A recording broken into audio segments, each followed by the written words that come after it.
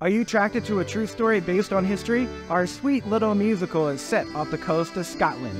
Lots of music, lots of dramatics. This is a brand new musical.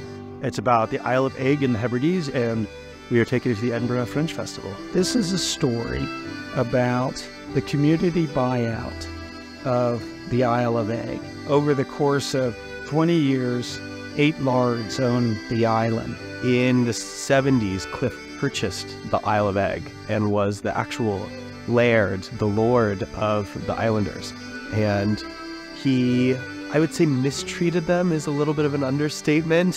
He starts doing weird things like he drives around in his Rolls Royce, and this really happened. This is based on a true story. And he would kind of bump into people with his car, dressed as Generalissimo Franco from Spain, right? Swear to God. And so one night the locals dressed up like Che Guevara, and they burnt up his Rolls Royce. Johnny is like known as the big revolutionist. He is just all gung-ho for the community to buy the island and to like the layers.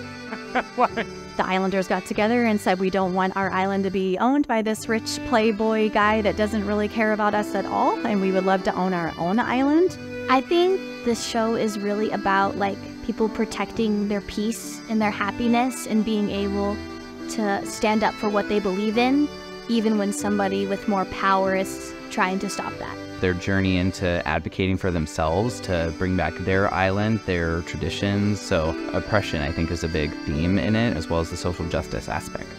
I guess the way I work, which is a lot different than a lot of composers that you might talk to, is I need to have the story in my head. So, my experience on the island, in the caves, and working with the people and having a ceilidh dance, I realized that this show wouldn't work unless I somehow captured the atmosphere on the island. Myself and Abel had to learn how to play ceilidh, which is really a lot of fun. With the accordion, we are bringing kind of like the sound of Scotland to the stage here.